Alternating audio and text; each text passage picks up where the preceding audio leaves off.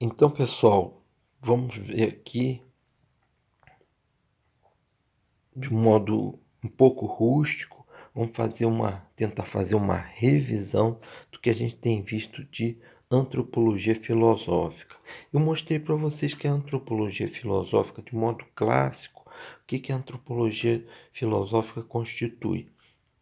Constitui a reflexão filosófica sobre o ser humano. Então, nós vamos ver algumas características aqui do que tradicionalmente se chama ser humano. Então, o que é o homem? O ser humano. O ser humano é um ser, antes de tudo, um ser de cultura, um ser cultural. O que é cultura? Cultura é tudo aquilo que diz respeito ao nosso modo de viver, não natural, mas artificial, nosso modo de viver em sociedade, se contrapondo à natureza. Então, a cultura, ela na antropologia filosófica, ela é muito contraposta à natureza. O homem cultural, o ser cultural, que é o ser humano, ele faz uma natureza humana, uma natureza que é diferente da natureza como a gente vê, né, espontaneamente a natureza se apresentar, a natureza, vamos dizer assim, natural. O que é natural? Natural são os bichos, a vegetação, as coisas acontecendo espontaneamente. E cultural? Cultural não, cultural já tem interferência do homem. Então o homem é um ser diferente da natureza? É um ser diferente da natureza, que tem uma consciência de si mesmo, ele é um sujeito consciente. O que significa isso? Significa que o ser humano ele tem uma unidade central que a gente costuma chamar de indivíduo, que a gente costuma chamar de eu. Na antiguidade chamávamos de alma, aquilo que faz com que o homem viva é o seu princípio vital. Só que não é simplesmente uma vida como os seres da natureza. Os seres de natureza não têm alma, né? Na antropologia clássica, os seres de natureza são os seres que vivem, mas viver para valer mesmo, viver para valer mesmo tem que ser como um ser humano é, tá? Por quê? Porque o ser humano tem alguma coisa que os seres de natureza não têm. Eles têm espiritualidade. E aqui, através da palavra razão, através da palavra consciência, eu estou querendo dizer isso. O ser humano é um ser espiritualizado, né? Ele não depende dessa materialidade da natureza. Ele ultrapassa isso. Então é um ideal de que o homem é um ser especial na natureza, né? E na Idade Média o homem foi pensado, portanto, como o rei da criação de Deus, né? Deus criou a natureza e botou uma coisa semelhante a ele, ou seja, diferente da natureza. Então, esse modo tradicional de se pensar a antropologia pensa o ser humano como um ser especial que não é muito natureza, não. Principal característica do homem é que ele não é natural. Ele é artificial, ele é cultural.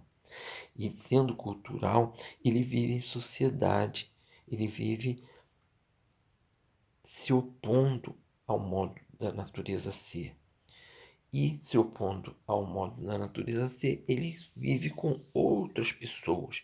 Então, ele é um ser que visa um determinado comportamento no campo social, visa um, um, uma, um modo de ser visando o bem que a gente chama de moral, né? Moral, a cidadania são características importantes do ser humano, pois fazem dele o ser social que o homem é, um ser que controla suas emoções. Ele é controlado é um termo muito interessante, né? O homem é controlado na medida em que ele consegue equilibrar suas emoções, equilibrar o que ele é, equilibrar sua desracionalidade. Então, o que que acontece? Controlado também passa uma ideia muito interessante de que, no fim das contas, esse modelo aqui, ele é muito rígido, ele, ele cerceia muito a nossa liberdade. Então, um modo alternativo de pensar essa antropologia filosófica seria pensar o homem pleno da sua atividade autoprodutora. Produz a si mesmo. O homem é um ser que produz a si mesmo como a natureza é. A natureza é autoprodutora, ela se autoproduz. Então, a primeira coisa que a gente precisa pensar é um homem que vive, mas não é necessariamente solto da natureza. Ao contrário, a principal característica que a gente deveria ver, que é mais coerente, a gente vê um homem que é pura natureza, que é pura criação de si mesmo, que, que vive os seus desejos, vive a sua vontade de acordo com o seu corpo, numa pluralidade de alternativas que envolvem a sua vida. Então, antes de tudo, a gente precisa pensar o homem como um ser criativo, que cria o quê? Que cria o mundo em que vive, que cria a si mesmo e não está separado da natureza. Então, pensar o homem como ser racional é extremamente questionável se a gente quiser fazer uma antropologia que dê mais liberdade, que dê mais autonomia ao ser humano, onde um ser humano, um ser que acontece na vida, que acontece. Então, essa é a dimensão do acontecimento. Então, nós vamos ver hoje, tá? Nós já falamos sobre um filósofo chamado Nietzsche, a gente já falou sobre um poeta chamado Raul Seixas, que questionam muito esse modelo de ser humano aqui.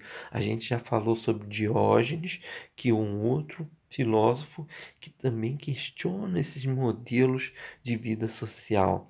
Hoje nós vamos falar, hoje nós vamos apresentar uma figura mais nesse sentido aqui, que vai enfatizar mais esse sentido aqui, não por ser modelo, mas por quebrar com esse modelo antropológico tradicional.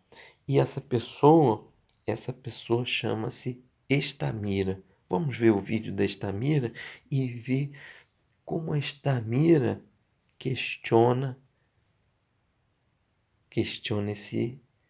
esse modo de ser humano tão tradicional, tão tradicional. Vamos ver.